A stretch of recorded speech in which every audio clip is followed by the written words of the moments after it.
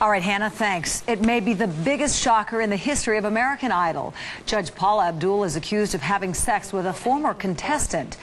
The allegations were made by former Idol Cory Clark, who told ABC News program Primetime Live that not only did they have an affair, but that Abdul showered him with gifts. She came up behind me and she just started kissing my neck. And you know, that's the first night that we had ever been together. It turned into a relationship. It's like, you know, hey, I'm chilling with you, you know, but we still can't tell nobody now. Clay Aiken was a contestant during the same season as Cory Clark. He's with us this morning. Hi, Clay. Hey, Renee, how are you? I'm good. I'm just curious, what do you make of all this?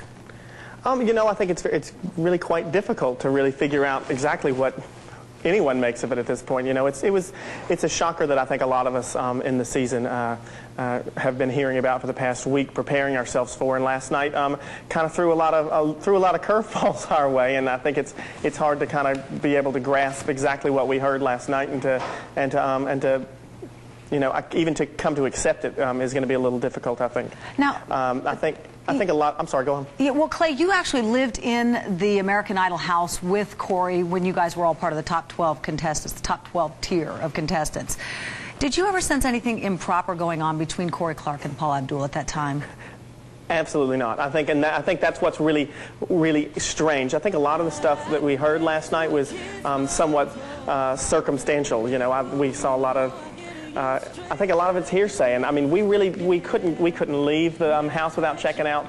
We couldn't come back in without checking back in. I didn't get to see my mama, so you know, so we had it was a very secure situation, and none of us really would have expected this. And you know what? For me, I think it's hard to believe at this point. You know, I have inside information, I guess, but only because I know both parties involved, and it's kind of, I guess I'm biased in some ways. It's kind of my nature to believe Paula, who I know to be a nurturing and caring person. She was like that for everybody on the show. She was always the person, the judge who was willing to give advice and willing to be supportive and willing to be nurturing. And so I think that's just her nature. But Clay, there are phone records between the two of them showing, I mean, phone calls, some of them lasting 153 minutes, another one 111 minutes. I mean, did you get that sort of personal attention from any of the judges? Well, I don't know that I can highlight my phone bill for you, Renee, and show you the. I mean, but I didn't. I mean, I didn't see any information that proved that was her phone number. I didn't see anything at all. I mean, I can take you by her house myself. I know where she lives. I know where all the judges live. I mean, I guess part of it was circumstantial. The whole Sprint PCS story, where she said the reporter said that a member of the employees at the Sprint PCS store was willing to say that Paula and Cory came in together to buy a phone.